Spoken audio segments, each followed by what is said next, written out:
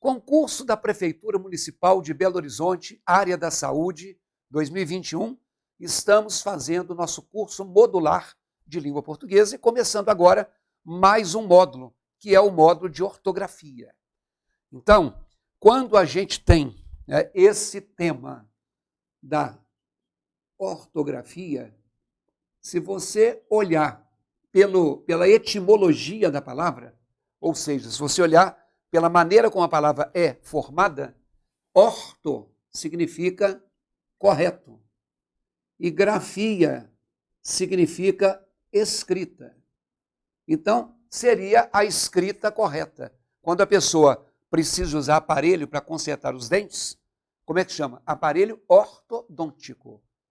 Né? Então, orto significa correto. Então, a escrita correta. E aí, basicamente, quando se tem questão de ortografia, o que se cobra é o emprego de letras, se a palavra é com C cedilha, se a palavra é com dois S, se é com J, se é com G, se é com L, se é com U. E, sobretudo, a acentuação. Então, eu estou optando, nos modos deste curso, vocês estão acompanhando, por fazer a teoria revisional utilizando 10 questões. Tá? Por que eu pego 10 questões? Porque 10 questões de cada assunto a gente consegue encontrar.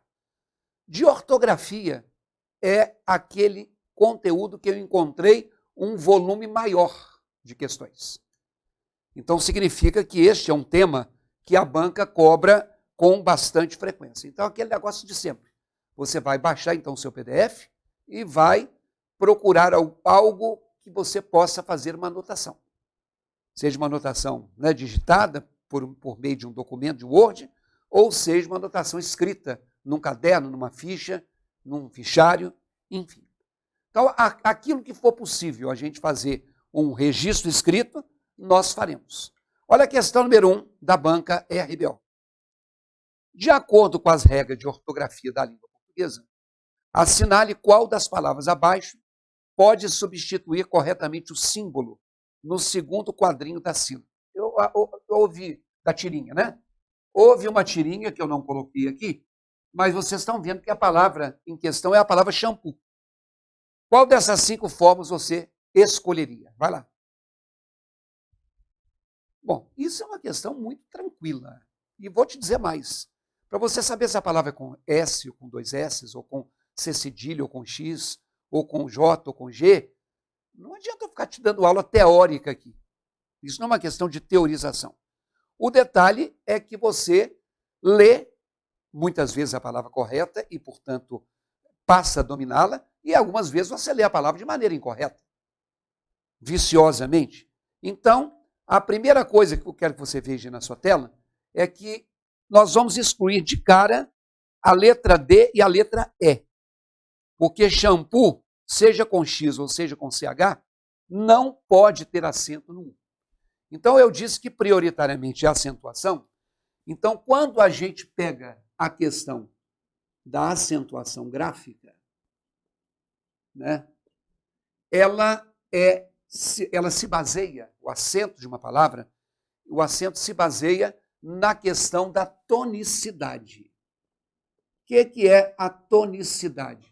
A tonicidade é a identificação da sílaba tônica. A sílaba tônica é a sílaba forte. Muitas palavras têm o acento nessa tal sílaba tônica. E outras palavras não têm. Então, é preciso, por exemplo, que a gente pegue que existe a palavra oxítona, paroxítona e proparoxítona. Você já ouviu falar isso aí. Essa é a classificação das palavras. E aí, eu quero que você enxergue comigo o seguinte. Quando eu divido isso aqui em sílaba, proparoxítona. É assim que a gente divide em sílaba. Só para te lembrar que se a sílaba tônica ou a sílaba forte fosse a última, ela seria uma palavra oxítona. Quando é a penúltima, ela é o que se classifica como uma palavra paroxítona. E você está vendo que o acento está aqui na antepenúltima sílaba. Então, a palavra proparoxítona é uma palavra proparoxítona. Então, a primeira coisa é identificar qual que é a sílaba tônica. Se é na última, ela é oxítona. Se é na penúltima, ela é paroxítona. E se é na antepenúltima, ela é proparoxítona. E eu te disse agora há pouco que nem toda sílaba tônica é acentuada. Mas existe uma regra básica da básica da básica, que na palavra proparoxítona, todas são acentuadas. Por isso que a palavra proparoxítona tem acento, porque ela é uma palavra proparoxítona. Então não tem exceção. As demais, se elas são oxítonas ou se elas são paroxítonas, o acento vai depender da terminação da palavra. Então vai lá na tela. Eu eliminei de cara as letras D e E, porque eu te falei que a palavra shampoo é uma palavra que, por terminar em U, ela não é acentuada. Então, shampoo é uma palavra oxítona. A última sílaba é a tônica, não é shampoo, é shampoo. Então, para que a gente fale da regra de acentuação das oxítonas, eu não, ao contrário da proparoxítona, que não tem exceção, todas são acentuadas, as palavras oxítonas, elas não são todas acentuadas. São acentuadas aquelas que terminam em. Então, existem terminações de oxítona que devem ser observadas. Então, a oxítona que termina em A, que termina em E, que termina em O, que termina em ou que termina em ens, elas são acentuadas. Claro que aqui também vale o plural. A, E e O. Ou as, es e os. Então, por exemplo, quando você tem a palavra jacarandá, a última sílaba é a sílaba forte. Portanto, esta sílaba tem que ser acentuada porque ela é uma oxítona terminada em A. Por exemplo, quando a gente fala em cafuné. Cafuné tem a última sílaba tônica. E ela é uma oxítona terminada em E. Portanto, ela é acentuada. E aí eu quero também colocar para vocês a palavra você. Ela também é uma palavra oxítona. A última sílaba é a sílaba tônica. E ela também é terminada em E. Eu estou colocando duas aqui, porque quando eu falo em terminado em E, a letra E é o nome da letra, tá? Existe o nome da letra A, existe o nome da letra B, existe o nome da letra E, que dependendo da região do Brasil, as pessoas falam E. Mas o nome da letra não é E. Como o nome da letra não é O. O nome da letra é letra E e letra O. Isso aqui é um som fechado. Aqui a letra E com som de E. E aqui a letra E com som de E. Vogal aberta, vogal fechada. Bom, quando a gente fala da letra O, a partir do momento que a gente tem a palavra cipó, ela é uma palavra oxítona, a última sílaba é a tônica, terminada em O. Letra O com som aberto. O com som de O. Mas, de repente, quando você fala da palavra bisavô, bisavô tem a última sílaba tônica. Se ela tem a última sílaba tônica, ela é oxítona. E oxítona terminada em O. Letra O com som fechado, com som de O. Então, a letra E e a letra O tem timbre aberto, E e O, ou timbre fechado, E e O. Independente disso, elas têm acento. Por exemplo, quando você fala da palavra refém, ele se tornou refém dos bandidos. Então, refém tem a última sílaba tônica, o que faz com que ela seja acentuada, porque é uma palavra oxítona terminada em. E o que seria ou o plural, reféns, ou não? Porque, por exemplo, a palavra parabéns, existe a palavra parabéns na língua portuguesa, só que ninguém usa, né? A gente está acostumado a dar parabéns no plural. Então, parabéns é uma palavra oxítona terminada em ens. E eu quero que vocês guardem essa terminação, porque ela vai ser crucial. Paroxítonas são inúmeras. A maior parte das palavras do Brasil e de Portugal, da língua portuguesa, são palavras paroxítonas. E a maioria não tem acento. E a regra de acentuação das paroxítonas é imensa. Por isso que eu quero que você guarde só essa terminação. A, E, O, em e ens. Se for oxítona, não tem acento. Aliás, tem acento. Vai na tela. Então, já disse a vocês que shampoo, por ser oxítona terminada em U, não vai ter acento. Não termina em A, nem E, nem O. Então, a oxítona terminada em U, ela não vai ser acentuada. Ok? Das três que sobraram, acertou a questão, quem marcou a letra B de bola. Eu duvido que algum de vocês escreva shampoo com CH. Mas acredito que alguns de vocês escreva shampoo com SH. Porque a forma original da língua inglesa, shampoo é com SH e 2 Os. S-H-A-M-P-O-O. Aportuguesadamente, o SH não existe em português. Então, o SH foi, na grafia da língua portuguesa, substituído pelo X. Tá? Então, a palavra shampoo é a resposta na letra B de bola. Belezinha? Vamos à questão de número 2 na sua tela. Assinale a alternativa em que todas as palavras estão corretamente grafadas de acordo com o novo acordo ortográfico. Então, eu quero que você faça uma pausa e, pelo conhecimento que você já tem desse assunto, você tente acertar. Mas só aperte o play para que eu siga a aula depois de ter escolhido a resposta. Vai lá. Bom, a letra A diz assim: já o avisei para encerrar essa bagunça, mas ele não para. Você que baixou o arquivo, circule a palavra para. Então, vem cá. O tal do novo acordo ortográfico, né? De novo, ele só tem um nome, porque nós estamos em 2021 e esse acordo é de 2009. Então, de 2009 até 2021, muita água já rolou debaixo da ponte. Mas uma das coisas, né, que aconteceram em relação a esse novo acordo, ou último acordo, foi em relação a algo que se chama, ou que se chamava, acento diferencial. Tá? Então, o acento diferencial, eu estou dizendo que ele era, porque de acordo com esse último acordo ortográfico, ele foi abolido. O que para nós deveria ser visto com comemoração, porque a maioria das pessoas já não usava esse acento. Então, eu acredito que já que fizeram uma reforma, se eles de fato quisessem simplificar, seria bom que tirassem todos os acentos. O inglês, por exemplo, não tem acento. Eu iria sofrer, porque eu já acentuo tudo mecanicamente. Vocês iriam sofrer, porque embora vocês não necessariamente dominem tudo, vocês com certeza acertam muito na acentuação mecânica.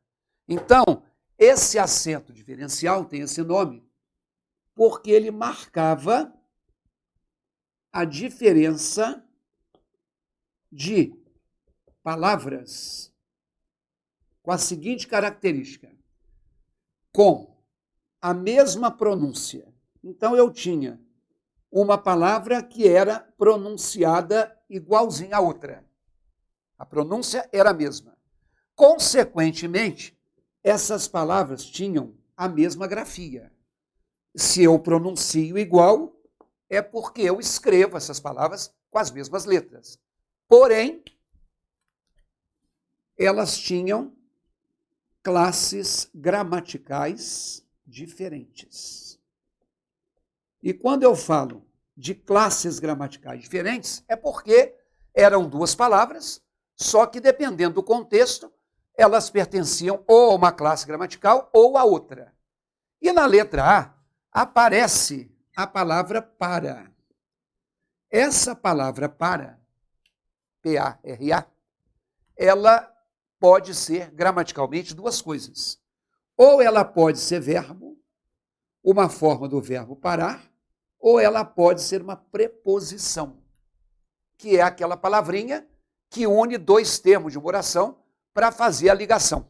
Então, quando eu digo assim, ela não para de espirrar.